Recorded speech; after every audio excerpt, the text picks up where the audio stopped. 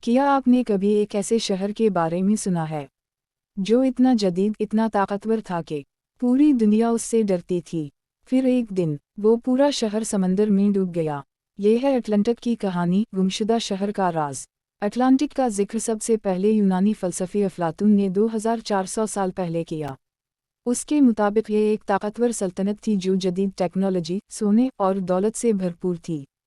کہا جاتا ہے کہ اٹلانٹک کا شہر ایک ہی رات میں زلزلے اور سیلاب کے ذریعے سمندر میں غرق ہو گیا۔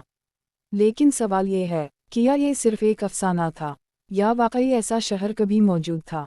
کئی محققین کا ماننا ہے کہ اٹلانٹک بحیرہ اوقیانوس، یونان یا مراکش کے قریب تھا۔ کچھ کا کہنا ہے کہ یہ سانتورین ایسلینڈ ہو سکتا ہے جو آتش فشانی دھماکے سے تباہ ہوا۔